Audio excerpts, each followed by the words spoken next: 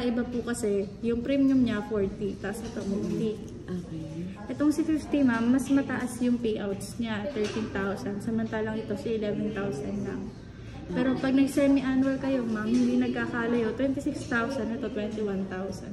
Pero every 6 months na lang siya. Pero ano, ilang percent ito sa kabuuan ng 40? O same lang? Wala naman? Hindi ma'am, kasi ito may interest na siya. Imagine po si 21,000, pag dinoble niyo po siya sa loob, yes po.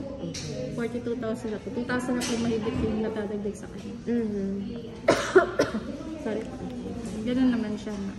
Kaya mas maganda talaga annual ma'am. Para walang Oo, interest. din yung sinadjust ni ma'am. Tapos ako na lang sa sarili ko yung mag-a-adjust sa bangko. Opo ma'am. Kasi ang ginagawa naman ng iba ma'am, di ba meron po tayong 365 days sa loob ng isang taon. Yeah.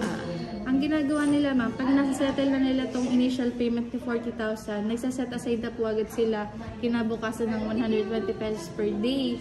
So kapag nakaipon na po sila per week ng 120 pesos, nilalagyan na po nila agad or tinatransfer dun sa savings account nila. Para pag dumating si due date, hindi po nabibigla si client. So parang ipon lang din talaga siya. Wala pa naman akong cash araw-araw. Nakarelay lang ako lagi sa card.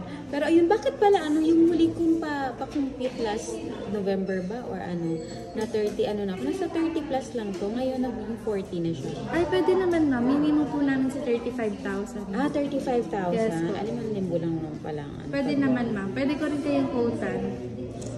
Pero ito ma'am, mas maganda lang yung benefits niya.